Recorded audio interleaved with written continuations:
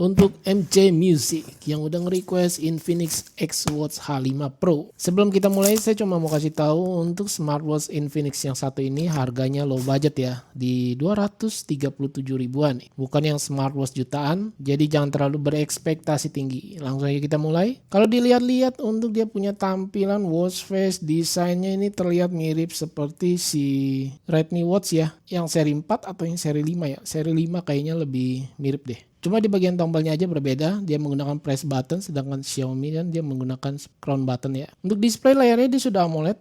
Ini menurut saya ini mantap ya, di harga 200 ribuan sudah memakai brand dari Infinix, layarnya AMOLED pula, serta untuk ukuran layarnya juga terbilang besar. Kualitas layar sentuhnya ini terbilang bagus, smooth, lancar, ringan.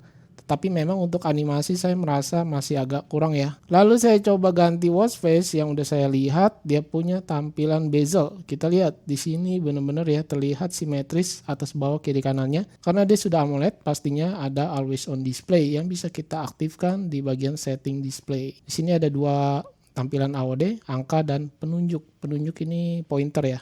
Kalau angka di model digital, saya coba yang angka aja. Oh ya, satu hal, untuk back kita menggunakannya dari press buttonnya ini ya. Jadi sekali-sekali gitu guys. Tidak bisa sekaligus klik langsung keluar, dia tidak bisa. Untuk layar di backup off atau layar di backup mati ini bisa guys. Ini menampilkan always on display. Saya tap, ini dia tidak bisa ya ketika AOD aktif. Saya raise to wake, ini bisa untuk menampilkan watch face utamanya ketika always on display aktif. Untuk kecerahan layar dia sudah memakai 1000 nits, tertulis di deskripsi produk ya. Ini terang banget sih. Gila, di 200 ribuan dikasih 1000 nits loh. Jarang-jarang. Dan saya coba tes untuk di outdoor, tampilannya seperti ini. Memang kalau untuk harga di smartwatch seperti ini dia belum built-in GPS ya pastinya ya guys.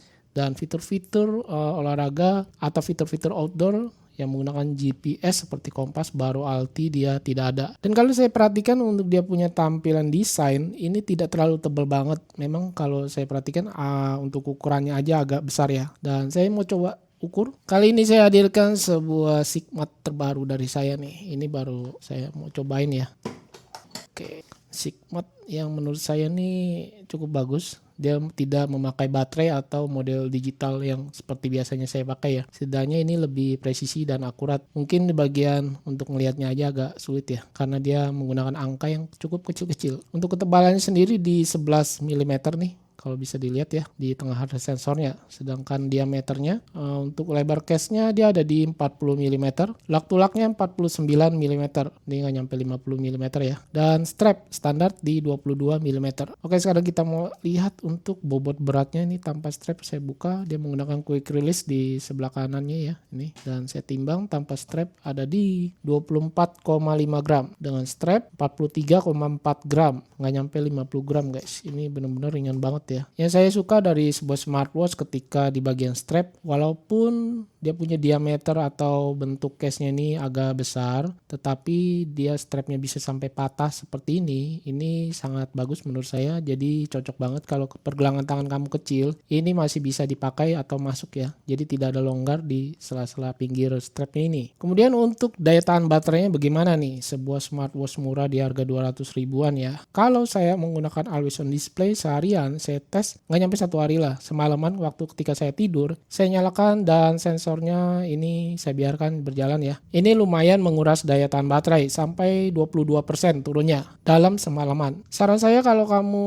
tidak bepergian atau tidak ingin menampilkan always on display, itu lebih irit daya tahan baterai sih harusnya ya. Untuk fitur-fitur yang dibawakan dari Infinix H5 Pro ini, seperti biasa di sini ada heart rate monitor yang langsung memulai tanpa harus di-tap lagi. SpO2 juga tersedia yang berjalan 3 detik untuk memulai ya. Tekanan ini adalah seperti stress level ya. Ini tanpa di-tap lagi dia langsung mengukur nih.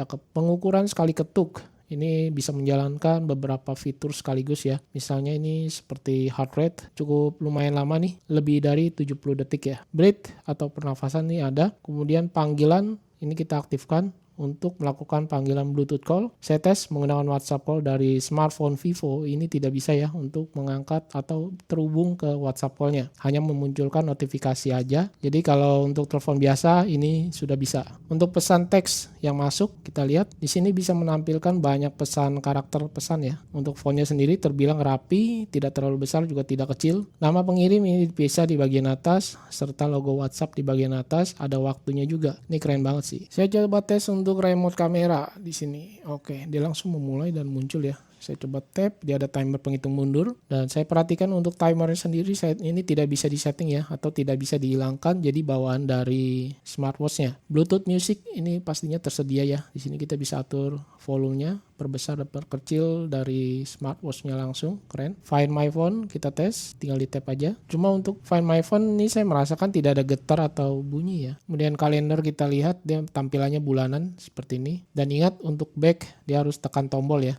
Dan itu backnya sekali-sekali tidak bisa loncat sekaligus ke menu utama. Alarm juga tersedia, lalu timer penghitung mundur juga ada. Stopwatch ini Podomoro timer, lalu kalkulator kita lihat tampilannya cukup besar ya. Enak ya kalau punya layar besar seperti ini tampilannya. Dan ini saya back tidak bisa ya, jadi harus menggunakan tombol. Center dia dari layar aja, centernya belum ada center built-in fisik ya. Kemudian kartu elektronik ini harus kita scan dulu ya dari dalam aplikasi untuk terhubung ke smartwatch-nya. Pengaturan tampilan settingnya ini kecerahannya belum ada auto pastinya. Screen time off bisa sampai 20 detik yang lumayan lama menurut saya. Fitur olahraga ini terbilang banyak ya, masih bisa pilih di bagian lainnya lagi, tetapi dia belum built-in GPS. Jadi harus menggunakan GPS dari smartphone kita. Watch face yang disediakan dari Infinix ini cukup banyak dan saya sukanya ini dia punya layar besar, udah gitu layarnya simetris ya, bezelnya maksudnya. Dan kita lihat di bagian aplikasi Infinix, dia menggunakan aplikasi dari My Health yang bisa diunduh atau download dari Play Store maupun App Store. Ini saya menggunakan dari smartphone Android Vivo X300 Pro. Di sini tersedia banyak pilihan watch face yang bisa kita unduh dan ini sudah saya install 2 pilihan. Tetapi kalau kita mau pakai ke smartwatch-nya, ini hanya bisa menggunakan 1 pilihan aja guys. Sayang banget ya. Jadi dia harus tergantikan dengan yang lainnya, nggak bisa sekaligus 2 atau banyak gitu, tidak bisa. Padahal sayang banget ini watch face-nya cakep-cakep bagus. Dan tampilan watch face analognya sendiri bisa dilihat ini jarum detiknya menyapu.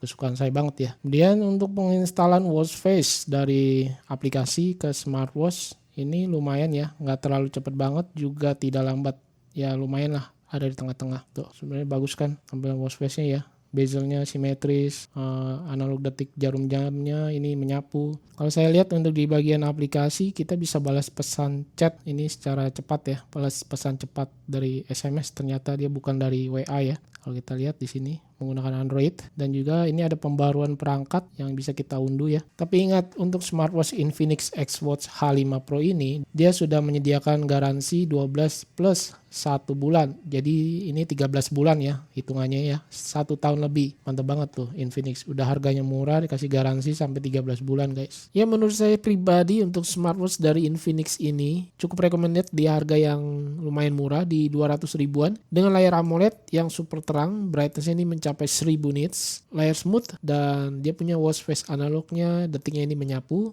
Kesukaan saya banget. Ketebalannya juga ini cukup tipis ya menurut saya pribadi. Tadi saya udah ukur dan mungkin yang belum lihat bisa dicek kembali. Daya tahan baterai aja sih yang menurut saya kurang, ketika always on display aktif itu lumayan boros. Jadi kalau tidak penting banget mending AOD-nya itu di off-in aja. Untuk tampilan notifikasi yang masuk juga bisa terlihat dengan jelas, fontnya rapi, tidak terlalu besar tidak kecil, dan nama pengirim juga terlihat dengan jelas di bagian atas dipisah ya. Ketika dipakai pun ini cukup nyaman karena strapnya ini tidak terlalu panjang dan ukuran diameternya yang menurut saya ini tidak terlalu tebal ya, memang agak besar sih. Layar sentuhnya sendiri tertulisnya sudah 60 Hz, tetapi kalau saya swipe sendiri ini menurut saya untuk animasi masih kurang. Kemudian untuk watch face yang disediakan dari smartwatch Infinix ini juga terbatas ya, ketika diinstal itu hanya bisa menyimpan 1 pilihan aja. Oke, mungkin segini dulu yang bisa saya sampaikan smartwatch terbaru dari Infinix yang udah di request ya. Saya Freddy and see you next my video. Bye.